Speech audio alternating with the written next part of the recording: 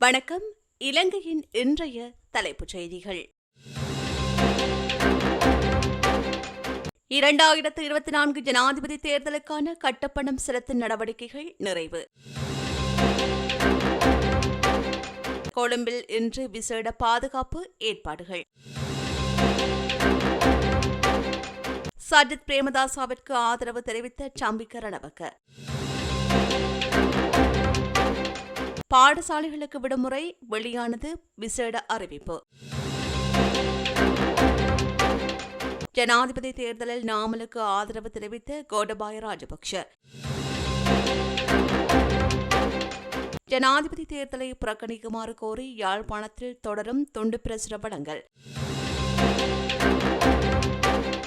தமிழ் பொது வேட்பாளர் மக்களை பாதுகாக்கவா, தோல்வியடைந்த ரன்னை பாதுகாக்கவா ஜேவிபி கேள்வி. மன்னாரில் அகில இலங்கை மக்கள் காங்கிரஸ் கட்சியின் ஆதரவாளர்கள் பட்டாசு கொளுத்தி சஜித்திற்கு ஆதரவு. வவுனியாவில் 2,85,000 ரூபாய்க்கு ஏலத்தில் விற்கப்பட்ட மாம்பழம். 2024 ஆண்டு ஜனாதிபதி தேர்தலுக்கான கட்டுப்பணத்தை செலுத்துவதற்கான நடவடிக்கைகள் நேற்று நண்பகல் 12 மணியுடன் நிறைவடைந்துள்ளது. இந்த ஆண்டு ஜனாதிபதி தேர்தலில் போட்டியிடுவதற்காக 40 வேட்பாளர்கள் கட்டுப்பணம் செலுத்தியுள்ளதாக தேர்தல்கள் ஆணைக்குழு தெரிவித்துள்ளது. இதேவேளை 2024 ஆண்டு ஜனாதிபதி தேர்தலுக்கான தபால் மூல வாக்குப்பதிவு நடைபெறும் திகதிகளை தேர்தல்கள் ஆணைக்குழு அறிவித்துள்ளது. இதன்படி தபால் மூல வாக்குச்சீட்டுகளை வெளியிடுதல் மற்றும் தபாலுக்கு வழங்குதல் எதிர்வரும் 26ஆம் தேதி இடம்பெறும் என்று ஆணைக்குழு தெரிவித்துள்ளது. அதன்படி மாவட்ட செயலகம், தேர்தல் அலுவலகங்கள், போலீசாருக்கு தபால் மூல வாக்குப்பதிவு செப்டம்பர் 4ஆம் தேதி இடம்பெறும் என்பதுடன் தபால் மூல வாக்களிக்க கோரிய ஏனைய தரப்பினருக்கு செப்டம்பர் 5 மற்றும் 6 ஆகிய 2 நாட்கள் ஒதுக்கப்பட்டுள்ளன. அத்துடன் குறிப்பிடாத தபால் வாக்குகளுக்கான மறுகுறிப்பு திகதியானது செப்டம்பர் 11 மற்றும் 12 ஆகிய திகதிகளில் நிர்ணயிக்கப்பட்டுள்ளமை குறிப்பிடத்தக்கது. ஜனாதிபதி தேர்தலுக்கான வேட்புமனு தாக்கல் செய்யும் தினமான இன்று விசேட பாதுகாப்பு ஏற்பாடுகள் முன்னெடுக்கப்பட உள்ளன. தேர்தல் ஆணைக்குழுவின் ஆலோசனைக்கமைய இந்த விசேட பாதுகாப்பு நடவடிக்கைகள் நடைமுறைப்படுத்தப்பட உள்ளன. இந்த பாதுகாப்பு திட்டங்களுக்கு விசேட அதிரடி படையினரின் உதவியும் பெற்றுக் கொள்ளப்பட உள்ளதாக காவல்துறையினர் தெரிவித்துள்ளனர். ராஜகிரியவில் உள்ள தேர்தல் அலுவலகத்தை அண்மித்த வீதிகளில் இன்றைய தினம் விசேட போக்குவரத்து திட்டம் அமுல்படுத்தப்பட உள்ளது. இதேவேளை வேட்புமனு தாக்கல் செய்யும் வேட்பாளர்களுடன் வருகை தருகின்ற பிரதிநிதிகளின் எண்ணிக்கையும் மட்டுப்படுத்தப்பட்டுள்ளது. ஜனாதிபதி வேட்பாளருடன் கட்சியின் செயலாளர் உட்பட இருவருக்கு மாத்திரமே வேட்புமனு ஏற்கின்ற அலுவலகத்திற்குள் பிரவேசிக்க அனுமதி அளிக்கப்படும் என்று தேர்தல்கள் ஆணையாளர் நாயகம் சமன் ஸ்ரீ ரட்நாயக்க குறிப்பிட்டுள்ளார். அவர்களை தவிர மேலும் 3 தேர்தல் அலுவலக வளாகத்திற்குள் பிரவேசிப்பதற்கு அனுமதி அளிக்கப்பட்டுள்ளது. இந்நிலையில் இன்று காலை 9 மணி முதல் முற்பகல் 11 மணி வரையில் ஜனாதிபதி தேர்தலுக்கான வேட்புமனுக்கள் ஏற்றுக்கொள்ளப்பட உள்ளன. நாடாளுமன்ற உறுப்பினர் பாட்டாளி சம்பிக்க ரணவக்க தலைமையிலான ஐக்கிய குடியரசு முன்னணி எதிர்வரும் ஜனாதிபதி தேர்தலில் எதிர்க்கட்சித் தலைவர் சஜித் பிரேமதாசவிற்கு ஆதரவு தெரிவித்து ஐக்கிய மக்கள் சக்தியோடு இணைந்து கொண்டது. தலவத்துக்குடையிலுள்ள விடுதியொன்றில் நடைபெற்ற நிகழ்வில் சஜித் அணியினருடன் சம்பிக்க ரணவக்க குழுவினர் இணைந்து கொண்டமை குறிப்பிடத்தக்கது.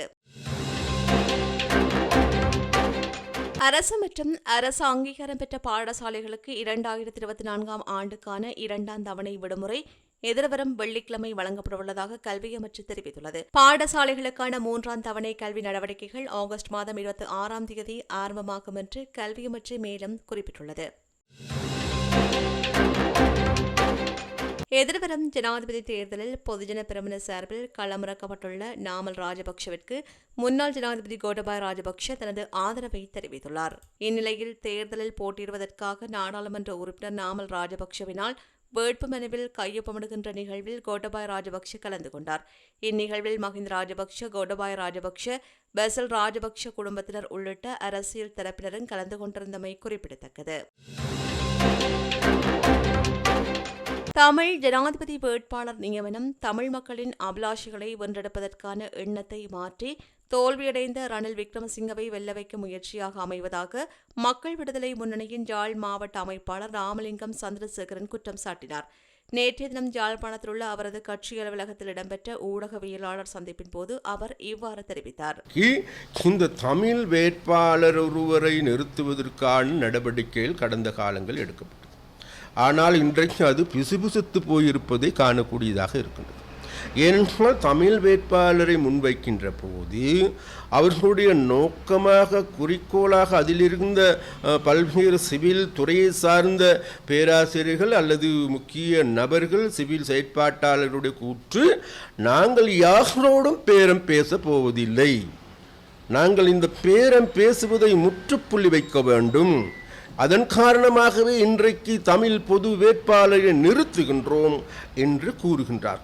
அவ்வாறு இவர்கள் இவ்வாறு கூறுகின்ற போது மறுபுறம் எங்களுக்கு எல்லோருக்குமே தெரியும், நேற்று முதல் நாள் இலங்கையில் இருக்கின்ற, அதாவது இந்த தமிழ் கூட்டமைப்பை பிரதிநிதித்துவம் செய்கின்ற தமிழ் பொது வேட்பாளருக்காக குரல் கொடுக்கின்ற அவர்களுக்காக கையொப்பமிட்ட நபர்கள் சென்று ரணில் விக்ரமசிங்காவோடு பேச்சுவார்த்தை நடத்துகின்றார். அவர்கள் ரணில் விக்ரமசிங்காவை சந்தித்து விட்டு சொல்லுகின்றார்கள், நாங்கள் ரணில் விக்ரமசிங்காவை சந்தித்தது வேறு எதனாலும் அல்ல, நாளைக்கு ஜனாதிபதியாக வரப்போகின்றவர்கள் ஒரு சிங்கள உறுப்பினரே ஆவார், அவர் வருகின்ற பொழுது அவரோடு அதன் பிறகு அவர்களோடு கொடுக்கல் வாங்கலை செய்வதற்கு ஏதுவான நடவடிக்கைகள் எடுப்பதற்காகவே நாங்கள் சென்றோம், சரணடைந்தோம் என்று கூறுகின்றார். அதற்காக கூறுகின்றார்களா, அல்லது பெட்டிகள் கைமாறப்பட்டனவா, அல்லது வேறு ஏதாவது சலுகைகள் வழங்கப்பட்டனவா, அல்லது வேறு எதுவும் சலுகைகள் வழங்குவதாக கூறப்பட்டனவா என்பது யாருக்குமே தெரியாது, தமிழ் மக்களுக்கும் புரியாத புதிராகவே இருக்கின்றது. ஜனாதிபதி தேர்தலை புறக்கணிக்குமாறு கோரி யாழ்ப்பாணத்தில் துண்டு பிரசுரம் வழங்கப்பட்டது. நேற்று பிற்பகல் யாழ்ப்பாண நகர் பகுதியில் தமிழ் தேசிய மக்கள் முன்னணியால் இந்த துண்டு பிரசுரங்கள் பொதுமக்களுக்கு வழங்கப்பட்டன. தமிழ் தேசிய மக்கள் முன்னணியின் பொதுச் செயலாளரும் நாடாளுமன்ற உறுப்பினருமான செல்வராசா கஜேந்திரன், தமிழ் தேசிய மக்கள் முன்னணியின் உறுப்பினர்கள் துண்டு பிரசுரங்களை வழங்கி மக்களுக்கு தமது நிலைப்பாடுகளை தெளிவுபடுத்தியிருந்தமை குறிப்பிடத்தக்கது. ரணில் விக்ரமசிங்க, சஜித் பிரேமதாசா மற்றும் அனுரகுமார திசாநாயக்க 3 பேருமே மிக தீவிரமான சிங்கள பௌத்த இனவெறி நிகழ்ச்சியினர்களோடு இந்த தேர்தலிலே போட்டியிடுகின்றார்கள். ஒட்டியாட்சி நாடு பௌத்தம் அரச மதம் என்ற நிலைப்பாட்டோடு தங்களுடைய அந்த தேர்தலிலே அவர்கள் போட்டியிட்டு கொண்டிருக்கிறார்கள். தமிழர்களுடைய வாக்குகளை தமிழர்களுக்கு வேறு முகத்தை காட்டி கபலீகரம் செய்கின்ற ஒரு முயற்சியிலே ஈடுபட்டிருக்கின்றார்கள். இந்த வேளையிலே எங்களுடைய மக்கள் தொடர்ந்து ஏமாற்றப்படுவதை தடுப்பதற்காக எங்களுடைய கட்சியினுடைய தலைவர் கஜேந்திரகுமார் பொன்னம்பலம் அவர்களுடைய தலைமையிலே நாங்கள் இந்த தேர்தலை ஒரு ஆயுதமாக கையில் எடுத்து இந்த தேர்தலில் தமிழர்களுடைய வாக்குகளினுடைய முக்கியத்துவம், இலங்கை தேர்தலிலே போட்டியிடுகின்ற வேட்பாளர்களுக்கு இருக்கக்கூடிய முக்கிய வேட்பாளர்களுக்கு தமிழர்களுடைய வாக்குகளுடைய முக்கியத்துவம் எவ்வளவு இருக்கிறது என்பதனை உணர்ந்து கொண்டு, அதே நேரத்தில் இலங்கை தீவிலே தங்களுக்கு சாதகமான ஒரு ஆட்சியை உருவாக்குவதற்கு விரும்புகிற இந்திய மேற்கு நாடுகளுக்கு இருக்கக்கூடிய முக்கியத்துவத்தையும் விளங்கிக் கொண்டு அவர்கள் தங்களுக்கு விருப்பமான ஒருவரை ஆட்சிப்பிடம் ஏற்றுவதற்கு தமிழர்களுடைய வாக்குகள் எவ்வளவு தூரம் அவசியமானது என்பதனை விளங்கிக் கொண்டு இது ஒரு மிகச்சிறந்த சந்தர்ப்பம், மிகச்சிறந்த ஒரு ஆயுதம், ஒரு ஜனநாயக ஆயுதம். இதை நாங்கள் சரியான முறையிலே துணிச்சலோடு நாங்கள் இந்த இடத்திலே முடிவுகளை எடுத்து நாங்கள் பேரம் பேசுவதன் ஊடாக இதுவரைக்கும் நீடித்து கொண்டிருக்கின்ற இந்த அவல வாழ்வுக்கு நாங்கள் ஒரு முற்றுப்புள்ளி வைக்க முடியும் என்ற முயற்சியை நாங்கள் உறுதியாக நாங்கள் முன்னெடுத்திருக்கிறோம். அந்த வகையில் எங்களுடைய தலைவர் கஜேந்திரகுமார் பொன்னம்பலம் அவர்கள் மிக உறுதியாக இந்த தேர்தலை புறக்கணிக்க வேண்டும் என்ற முடிவை கடந்த 15 வருடங்களாக எடுத்தது போன்று இம்முறை இந்த ஆண்டும் அந்த பகிஷ்கரிக்க வேண்டும் என்ற முடிவை அவருடைய தலைமையில் எங்களுடைய இயக்கம் எடுத்திருக்கிறது. அந்த வகையில் இந்த தேர்தலை நாங்கள் புறக்கணிக்க வேண்டும் என்று ஒட்டுமொத்தமான தமிழ் தேசத்து மக்களையும் கோருகின்றோம். உலகம் பூராவும் வாழுகின்ற தமிழ் மக்களிடம் நாங்கள் வேண்டுகோள் விடுக்கிறோம். நீங்கள் தாயகத்தில் வாழுகிற உங்களுடைய உறவுகளை தொடர்பு கொண்டு இந்த தேர்தலை புறக்கணிக்குமாறு நீங்கள் கூற வேண்டும். அவர்களுக்கு அந்த நம்பிக்கையை கொடுக்க வேண்டும். இந்த பேரம்பேசலினுடைய வலிமையை அவர்களுக்கு நீங்கள் புரிய வைக்க வேண்டும். தனிநபர் வருமான வரி எல்லையை 5 லட்சம் ரூபாவிலிருந்து 7,20,000 ரூபாவாக மாற்றியமைக்க சர்வதேச நாணய நிதியத்திற்கு அரசாங்கம் பரிந்துரைத்துள்ளது. ஜனாதிபதியின் ஊடகப் பிரிவு இதனை தெரிவித்துள்ளது. இந்த வருட வரி வருவாயின் வலுவான செயல்திறன் காரணமாக கடந்த கால வரி சீர்திருத்தங்களால் பாதிக்கப்பட்ட நடுத்தர வர்க்க வரி செலுத்துவோருக்கு நிவாரணம் அளிக்கும் நோக்கத்துடன் இந்த பரிந்துரை முன்வைக்கப்பட்டுள்ளது. குறித்த பரிந்துரைக்கு சர்வதேச நாணய நிதியம் திருத்தங்களை முன்மொழிந்துள்ளதாக தெரிவிக்கப்படுகின்றது. மேலும் குறைந்த வரி வருவாயை சேர்ந்தவர்களுக்கு அதிக சலுகைகள் அளிப்பது, நடுத்தர வர்க்கத்தினருக்கு இதுபோன்ற சலுகைகளை வழங்குவது, அதிக வருமானம் ஈட்டுகின்றவர்களுக்கு சற்று குறைவான சலுகைகளை அளிப்பது போன்ற திட்டங்கள் முன்மொழியப்பட்டுள்ளது. யாழ்ப்பாண பல்கலைக்கழக கலைப்பீட மாணவர் ஒன்றியத்தின் புதிய தலைவராக மனோகரன் சோமபாலன் தெரிவு செய்யப்பட்டுள்ளார். யாழ்ப்பாண பல்கலைக்கழகத்தின் கலைப்பீட மாணவர் ஒன்றியத்திற்கு புதிய தலைவர் மற்றும் நிர்வாக உறுப்பினர்களை தெரிவு செய்கின்ற தேர்தல் கலைப்பீட மாணவர் ஒன்றியத்தின் ஏற்பாட்டில் நேற்று நடைபெற்றது. இதன்போது யாழ்ப்பாண பல்கலைக்கழகத்தின் கலைப்பீட 3ஆம் வருட மாணவர்கள் யாழ்ப்பாண பல்கலைக்கழக பிரதான வளாகத்தில் நடைபெற்ற தேர்தலில் வாக்களித்தனர். இதன்போது வேட்பாளர்களாக இளங்கணேசன் தர்ஷிகா, மனோகரன் சோமபாலன் ஆகிய இருவரும் போட்டியிட்டனர். சோமபாலன் 326 வாக்குகளையும் தர்ஷிகா 50 வாக்குகளையும் பெற்றனர். இதன்படி அதிக வாக்குகளை பெற்ற சோமபாலன் கலைப்பீட மாணவர் ஒன்றிய தலைவராக தெரிவு செய்யப்பட்டார். அகில இலங்கை மக்கள் காங்கிரஸ் கட்சி ஜனாதிபதி தேர்தலின் போது சஜித் பிரேமதாசவிற்கு ஆதரவு வழங்கவுள்ளதாக கட்சியின் தலைவரும் நாடாளுமன்ற உறுப்பினருமான ரிசாட் பதியுதீன் அறிவித்துள்ளார். இந்நிலையில் கட்சியின் தலைமை எடுத்த முடிவுக்கு ஆதரவு தெரிவிக்கும் வகையில் மன்னர் மாவட்டத்திலுள்ள கட்சியின் ஆதரவாளர்கள் நேற்று இரவு மன்னர் பசார் பகுதியில் பட்டாசு கொளுத்தி தமது ஆதரவை வெளிப்படுத்தியுள்ளனர். அகில இலங்கை மக்கள் காங்கிரஸ் கட்சியின் உயர்பீடம், அரசியல் அதிகாரப்பீடம் ஆகியன நேற்று மாலை கொழும்பில் கூடி ஏகமனதாக தீர்மானம் எடுத்துள்ளது. மேலும் கடந்த 2 வாரங்களுக்கு மேலாக வடக்கு கிழக்கில் பல இடங்களுக்கு சென்று மக்களையும் மாவட்ட பிரதிநிதிகளையும் கட்சி தொண்டர்களையும் ஆதரவாளர்களையும் சந்தித்து மக்களின் கருத்துக்களை கேட்டறிந்தார்.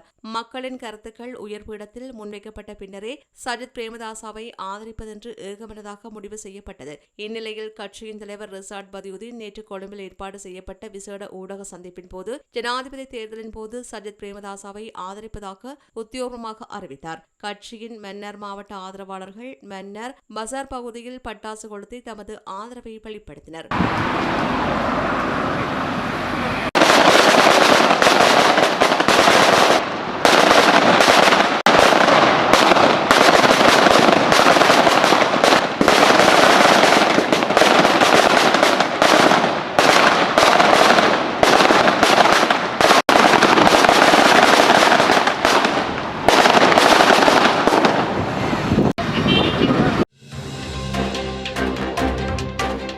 இதேவேளை திகாமலுள்ள நாடாளுமன்ற உறுப்பினர் ALM அதாவுல்லா தலைமையிலான தேசிய காங்கிரஸ் கட்சியின் பிரதிநிதிகள் குழு ஒன்று எதிர்வரும் ஜனாதிபதி தேர்தலில் ஜனாதிபதி ரணில் விக்ரமசிங்கவிற்கு ஆதரவளிப்பதாக உறுதியளித்திருக்கின்றமை குறிப்பிடத்தக்கது. வவுனியா உக்குளாங்குளம் ஸ்ரீ சித்தி விநாயகர் ஆலயத்தின் வருடாந்த மகோற்சவ திருவிழாவின் போது மாம்பழம் ஒன்று 2,85,000 ரூபாய்க்கு ஏலத்தில் விற்பனை செய்யப்பட்டது. உக்குளாங்குளம் ஸ்ரீ சித்தி விநாயகர் ஆலயத்தின் மகோற்சவ உற்சவத்தின் 6ஆம் நாள் மாம்பழ திருவிழாவான நேற்று மாலை விநாயகருக்கு படைக்கப்பட்ட மாம்பழம் ஒன்று கோவில் வளர்ச்சி நிதிக்காக ஏலத்தில் விடப்பட்டது. இதன்போதே பலத்த போட்டிக்கு மத்தியில் 2,85,000 ரூபாவுக்கு குறித்த மாம்பழம் ஏலத்தில் விற்பனை செய்யப்பட்டது. இந்த மாம்பழத்தை வவுனியா உக்குளாங்குளம் பகுதியில் வசிக்கும் சிந்துஜா என்பவர் 2,85,000 ரூபாய் செலுத்தி ஏல விற்பனையில் கொள்வனவு செய்தமை குறிப்பிடத்தக்கது. கிளிநொச்சி மகா வித்தியாலயத்திற்கு அருகிலுள்ள வீதியில் கழிவுநீர் தேங்கி சூழலுக்கு மாசினை ஏற்படுத்தி வருகின்றது. அரச திணைக்களம், அரச விடுதி மற்றும் தனிநபர்களால் பயன்படுத்தப்படுகின்ற கழிவுநீர் குறித்த வீதியில் தேங்கி மாசினை ஏற்படுத்துவதாகவே குற்றம் சுமத்தப்பட்டுள்ளது. அந்த பகுதியில் நீர் தேங்கி துர்நாற்றம் வீசுவதுடன் நுழம்பு பெருக்கவும் ஏற்படுவதாக குறிப்பிடப்படுகின்றது. குறித்த பகுதிக்கு அருகில் மாணவர்களின் வகுப்பறைகளும் பாடசாலை செல்கின்ற வாயிலும் பாடசாலை மாணவர்கள் ஒன்று கூடும் இடமும் காணப்படுகின்றது.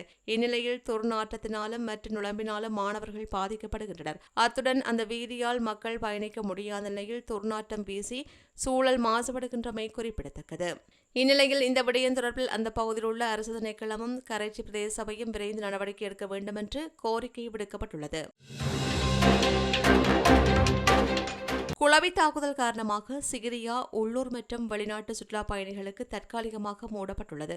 நேற்று பிற்பகல் குளவி தாக்குதலுக்குள்ளான வெளிநாட்டவர்கள் உட்பட 25 சுற்றுலா பயணிகள் வைத்தியசாலையில் அனுமதிக்கப்பட்டதாக போலீசார் தெரிவித்தனர். எவ்வாறாயினும் 8 பேரை தவிர ஏனையவர்கள் சிகிச்சை பெற்று வைத்தியசாலை விட்டு வெளியேறியுள்ளதாக தெரிவிக்கப்படுகின்றது. கவனிக்கப்படாத வட்டார பிரச்சனைகள், தீர்க்கப்படாத ஊர் பிரச்சனைகள், வெளிக்கொண்டு வரப்படாத திறமைகள், இவை எல்லாவற்றையும் ஒரே தளத்தின் கீழ் வெளிக்கொண்டு வர உங்கள் ஊருக்கே வருகிறது சமூக வனம்.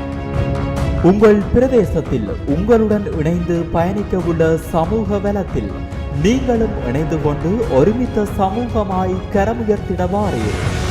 சமூகத்தில் நாம், சமூகத்திற்காய் நாம். ஒன்றே செய், நன்றே செய், அதையும் இன்றே செய். இத்துடன் இலங்கையின் இன்றைய தலைப்புச் செய்திகள் நிறைவு பெறுகின்றன. தொடர்ந்தும் செய்திகளை உடனுக்குடன் அறிந்து கொள்ள சமூகமீடியா.com எனும் எமது இணையதளத்துடன் இணைந்திருங்கள். இதுபோன்ற செய்திகளை தெரிந்து கொள்ள சமூகம் நியூஸ் சேனலை சப்ஸ்கிரைப் செய்து அருகில் உள்ள பெல் பட்டனை கிளிக் செய்யுங்கள். மேலும் இதுபோன்ற செய்திகளை உடனுக்குடன் தெரிந்து கொள்ள சமூகமீடியா.com என்ற இணையதளத்தின் வாயிலாகவும் எங்களுடன் இணைந்திருங்கள்.